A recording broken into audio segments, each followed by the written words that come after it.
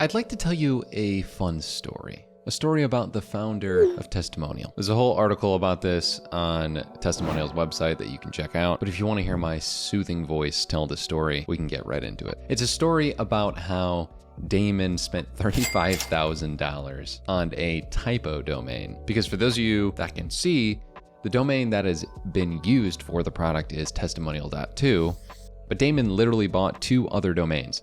One was testimonial.io for $35,000.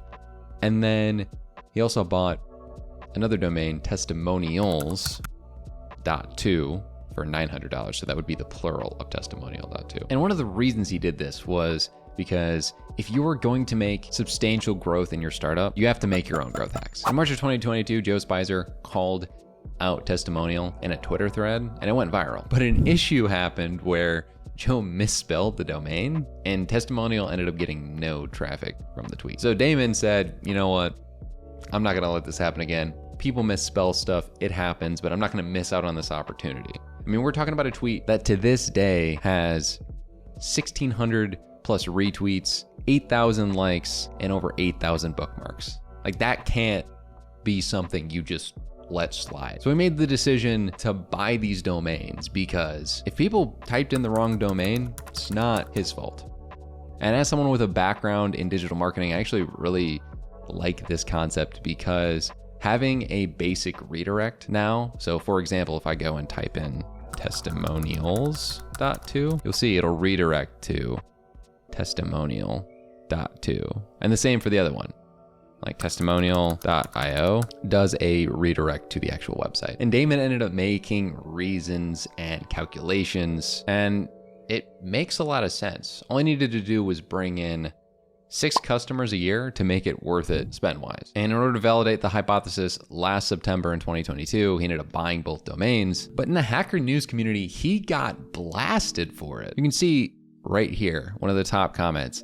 Am I getting this right? You spent $35,000 on a 5-syllable .io domain to capture traffic from a Twitter account with 43,000 followers who misspelled your actual domain in a tweet. That can't be right.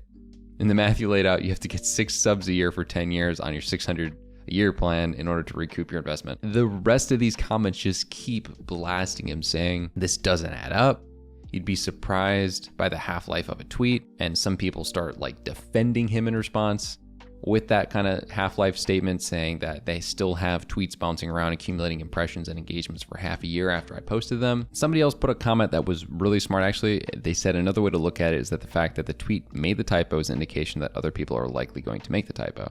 And this way they don't lose out on those users. .io is probably more memorable than .to.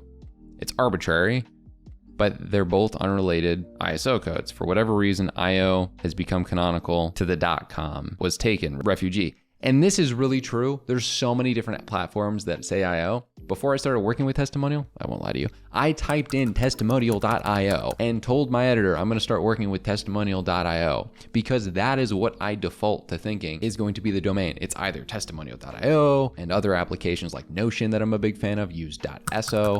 So having these other .so or even just the plural ends up saving so much traffic that are just gonna be like, oh, I guess that's not the platform, and then not look for it ever again. Because it just takes that first touch point, right? To be like, oh, this is a good website. This could give me what I need for my business. But if you never get to the first touch point of actually getting to the landing page, you miss out on that customer. And not to mention the fact that I'm talking about this, it's entertaining. The people in this thread are talking about the story being entertaining.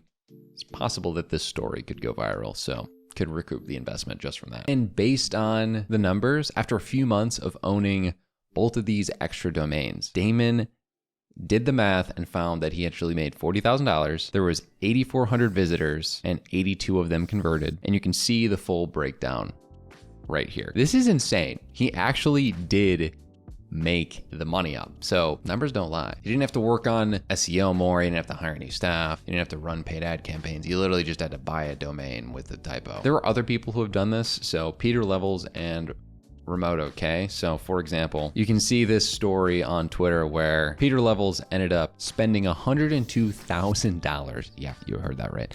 To move his remote job board Remote OK from an .io to a .com as the main domain. Look at the traffic increase after the .io to the .com change. And you can see it spikes in the 125, 130K area when he hadn't even reached anything over 60K before that. I mean, immediately it reached almost 80K as a spike. And then consistently the floor has risen just by having a .com. Another example is for a typo situation where David Park had his actual startup, Jenni.ai, but people were typoing it as the name Jenni, Jenny.ai. And quickly, he saw great results too. Sometimes it's as simple as realizing, as David Park here did, that if people are DMing me the wrong name, maybe they're putting the wrong name into typing in the URL. Some other really cool ways that there's been some growth hacking to traffic is Airbnb hacking Craigslist. One of the things that they did early on was they actually increased their traffic by leveraging Craigslist's huge user base by posting their homes and apartment listings on Craigslist, which is partial details, followed by a link to the listing on their own site, basically giving them a teaser and then being like, yeah, you have to click on the link to see everything else. And then even contacting people on Craigslist that were renting their properties so that they would put their listings on Airbnb too. They even coded a program that would automatically do this to engage with hundreds of property owners every day. So they were taking other user traffic, growth hacking onto their own platforms. Smart stuff. And then we have HubSpot, which in 2006 had very humble origins with 3 paid users, and now in 2023 has a $1.73 billion valuation with over 120,000 users. And all they did was make a simple tool called the website grader, where if I go in here, I can put, my website, riseproductive.com, but then I have to give them my email. So when I do admin@riseproductive.com and I press get my score, I'm going to be put into a marketing funnel because of the fact that I gave them my email. Now, this is going to give me what I want. Like, how good is my website speed? That's what I came here for. And that's going to bring a lot of people then into a marketing funnel of like, oh, it's only 70. Like, the performance could be a lot better, right? And they're still making products like that to this day in order to adjust the lead funnels to their real product, HubSpot. The internet, in some ways, is like the wild, wild west. There's no rules. That's why they call it growth hacking. I hope this story inspires you to go out there and use your own growth hacks, or maybe buy a couple extra more domains. Make sure to check out all our other videos on Testimonial to learn more about this amazing application. Thank you, and we'll see you in the next one.